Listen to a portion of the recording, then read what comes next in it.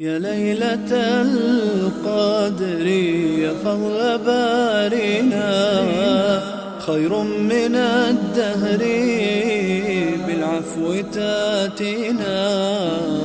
يا ليلة القدر يا فضل بارنا. Assalamu alaikum dear viewers, and welcome to the Daily Ramadan show, where we discuss the daily du'as to be recited in this holy month of blessings, mercy and forgiveness. I'm your host Neha Parmar. So today is the 10th of Ramadan, and not only will we be discussing the 10th daily dua, but also a bit on the death on Lady Khadija, since it is her death anniversary today. So as usual, I'll start with the translation of the dua. I'll continue on with the explanation, and once we have understood the dua, I will recite the Arabic and you, the viewers, will follow.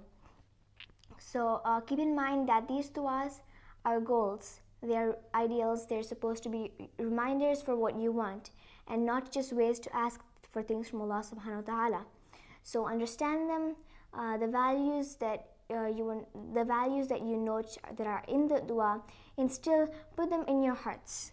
The Ahlul Bayt, through these duas, they not only ask the believers, they not only describe how the believers should communicate with Allah, they also give us a set of goals or ideals, although both elements are useful, because if the Ahlul Bayt wouldn't have given us how to talk to Allah subhanahu wa ta'ala, then we wouldn't know how to present ourselves in front of our Creator. And the Ahlul Bayt knew how to do so. This was one of the special duties of the Ma'asum and the Anbiya, to describe the relation between, to describe how the relation between us and our Creator should be. There's an Arabic statement that says, Kalamul Imam, Imamul Kalam. The words of an Imam lead all words. Now, there's an incident that I would like to quote that matches this statement. One of my sisters in Islam was waiting at an airport, listening to Du'a Kumail, and there was an airport attendant sitting opposite her, listening along, non-Shia, listening along to the Du'a Kumail that this sister of mine was listening to. So after the Du'a Kumail ended, the airport attendant asked the lady, "What were you listening to?" Yeah, and the airport attendant asked this lady to pass the dua on to her. Now, I'm just trying to point out how the words of the Imam are so beautiful and that they attract all kinds of people, and how we should consider ourselves lucky that we have all these ready-made duas and words to communicate with Allah with. Now I'll recite, I'll mention the translation. Today's dua is, O Allah, on this day include me with those who rely on you, and include me on this day with those who win with you, and include me on this day with those drawn near to you out of your beneficence, O the ultimate goal of all the seekers. So we'll discuss the first line.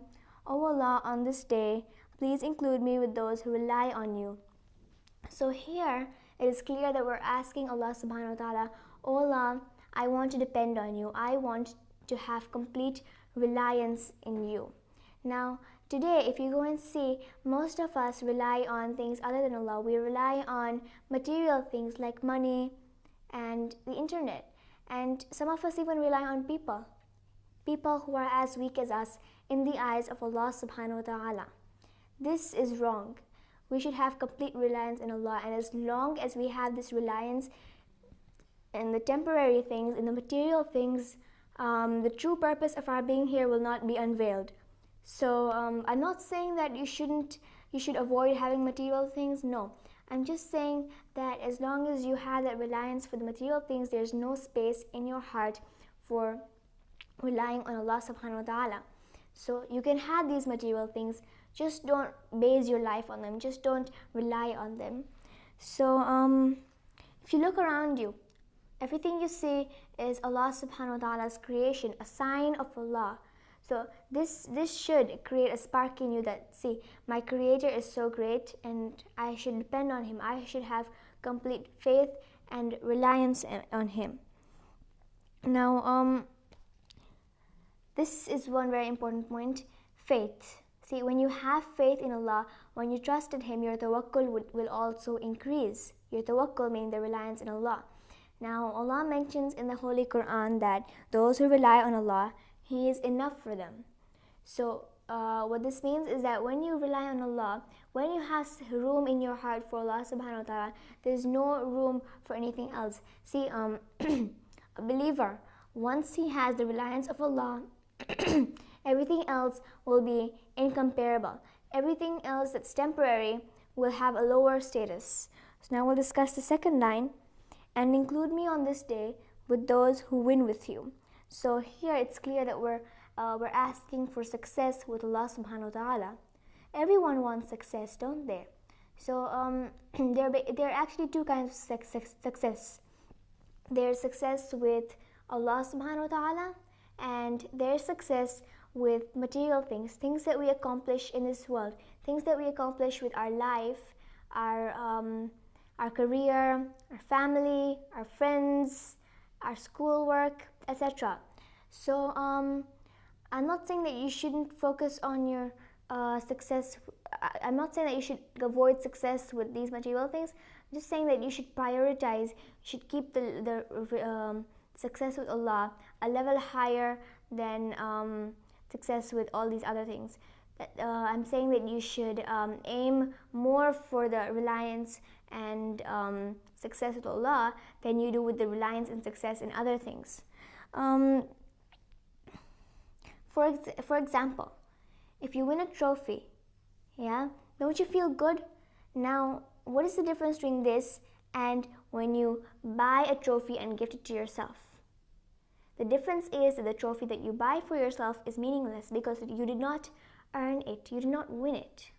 So in the same way, we're asking Allah subhanahu wa ta'ala here for success with Him, but we should try to put in some of our hard work as well, or else wouldn't this be effortless and meaningless? So what is true success? True success is when we mold ourselves, our lives, in the way Allah subhanahu wa ta'ala wants us to be molded. So there are actually two factors of success, true factors of success. There's knowledge and there's piety. Now, when someone has pure knowledge, it means that he not only learns the concepts, he not only does history, geography, he not only studies this, he aims to study that which he can implement in his life. Because, see, in Islam, knowledge is that which you can implement. Knowledge is that which you can, with which you can unveil the truth, with which you can uncover the truth. In the Holy Quran, Allah says knowledge is like the light that Allah shines upon whom He wills. So, if you just learn these concepts and you don't implement them, they become pure information. Yeah. But just like a machine just has pure information. It does not implement that information. It does not implement its information. Now we're not machines. We are humans. Allah has given us minds. Allah has given us free will. And so this knowledge that we're learning, this information that we're getting, we should implement it and make it pure knowledge. Now, the second factor of success is piety, taqwa. Allah says in the Holy Quran, the best amongst you is one who is pious. Now what is taqwa? Taqwa is when you become what Allah subhanahu wa ta'ala wants you to become. There's an incident where a companion asked Imam Sadiq, what does Allah mean by taqwa? So Imam Sadiq replied that taqwa is when Allah subhanahu wa ta'ala finds you away from bad, away from that which He has forbidden you to do, and He finds you closer to what He has obligated on you to perform. Yeah. So note here that Imam Sadiq did not say that taqwa is when you do good and avoid bad. He's saying when Allah finds you doing good and when Allah finds you doing bad. Because here the intention comes up again. Only Allah subhanahu wa ta'ala knows what your true intentions are. So you may be doing a good deed to please others, or you may be doing it to please Allah subhanahu wa ta'ala. See, only Allah knows your true intention. So Imam Sadiq has included this aspect of intention in this, and it's very important. So basically in this line, now that we understand it, we know that here we're asking Allah, "Oh Allah, I want to find success with you." Note here that success with Allah subhanahu wa ta'ala is not easy, because no pain, no gain. Just like a true fast is one where you not only fast, but all your body parts have to fast with you. You have to be sincere. You have to use all your body parts the way Allah wants you to use them. You cannot just stay hungry and thirsty. Yeah, that would be too easy. So now we understand this line, and we'll go to the next line. And include me on this day with those drawn near to you. But first, we'll take a short break. ليلة القدر يا فضل بارنا خير من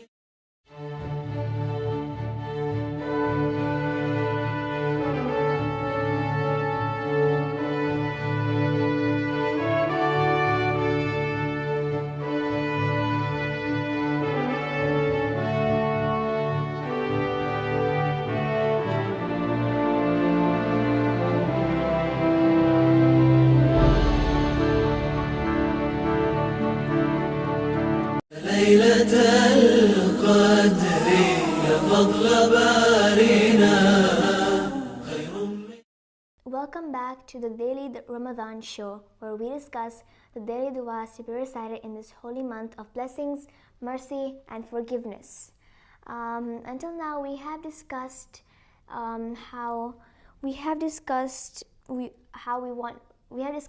reliance on Allah subhanahu wa ta'ala, how we want to rely on Allah and not material things.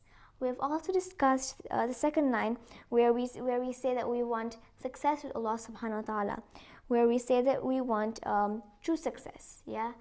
Now we also mentioned a bit about taqwa in this line, and now we're going to discuss the third line, which reads, "And include me on this day with those drawn near to you." So obviously here we're asking, "Oh Allah, I want to be among those who are close to you, who are allowed closeness to you." Now, as you all know, before you do anything good, you say qurbatan ilallah. Like before, when you're making the intention for praying namaz, or when you're doing the intention for doing wuzu, you say qurbatan ilallah, for the pleasure of Allah subhanahu wa ta'ala, because you want closeness with Him. You want to become more closer to Him. So as I've mentioned before, another way to become closer to Him is by instilling His attributes in you. Like He's just, become just, and you'll get closer to Him. So one example is when Allah subhanahu wa ta'ala, He blew His spirit or His attributes into Prophet Adam, and Prophet Adam was raised to such a high level because of this, that all the angels and jinn were supposed to prostrate to him. And another thing that I'd like to mention is that in the Quran, Allah says, "O Prophet, they ask you about the soul. So tell them it is from the will of Allah, and whatever knowledge has been given to you is very little." What this means is that there is some divinity within us. There's some spark within us waiting to shine. Now, it is our duty to allow it to come out and shine. Now, how do we do this?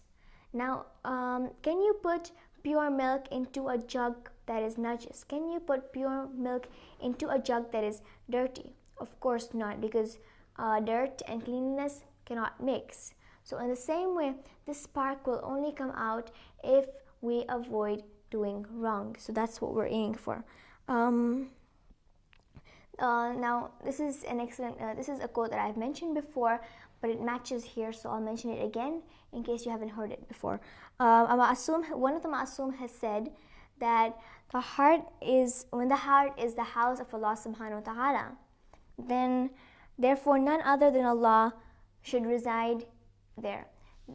What he's trying to say is that when you keep Allah in your heart, when you have Allah subhanahu wa ta'ala in your heart, there's supposed to be no space for anything else.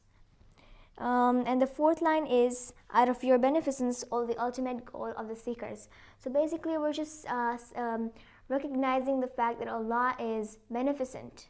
Yeah, Allah is the most beneficent. And we mention the fact that He is the ultimate goal toward which we all work toward. We all aim to reach the pleasure of Allah. So we're saying here that He is the goal to which the seekers work to. And now that we understand this dua, I'll recite in Arabic. But first, let's just review it. In the first line, we spoke about reliance in Allah subhanahu wa ta'ala. In the second line, we spoke a bit about success with Allah subhanahu wa ta'ala. The third line, we spoke about getting closer to Allah subhanahu wa ta'ala. And the fourth line, we mentioned Allah's attributes of being beneficent and being our goal, the ultimate goal. So I'll now recite the Arabic. اللهم اجعلني فيه من المتوكلين عليك واجعلني فيه من الفائزين لديك واجعلني فيه من المقربين إليك بإحسانك يا غاية الطالبين. Now don't go away yet because after a short break I'll be discussing a bit on the Lady Khadija. So we'll be right back. ليلة القدر يا فضل بارينا خير من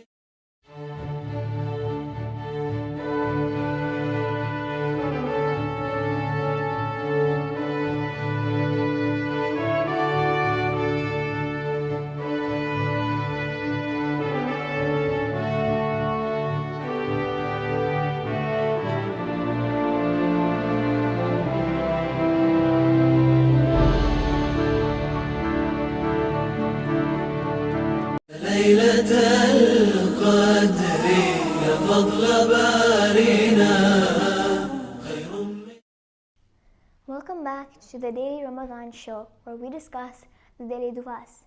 But we have already discussed the 10th daily dua of today, and now we'll be discussing on Lady Khadija since today is her death anniversary.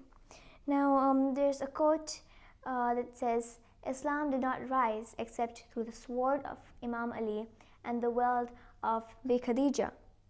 As most of you probably already know, Lady Khadija was the mother of Bibi Fatima and the wife of the Holy Prophet. This pious lady has sacrificed a lot for the religion of Islam. She has, when the Holy Prophet used to go and meditate in the cave of Hira, it was Bibi Khadija who used to climb up there to give him his food and necessities while he was meditating. When the Holy Prophet first spoke of Islam, it was her and Imam Ali who were the first people to accept the religion of Islam. And she was the one who donated and used up all her wealth for the sake of Islam. The poor Meccan Muslims, she donated her wealth for them. When a group of Muslims were to migrate to Abyssinia, she was the one who donated some of her wealth to fund their migration. And it was her wealth that sustained the Muslims when the Quraysh annihilated the Bani Hashim for 3 years. It is said that when she passed away, nothing, not even a cent, was left of her wealth, which was all donated for the spread of Islam. Now, it is important to note here that when Bibi Khadija was alive, the Holy Prophet never married any other woman.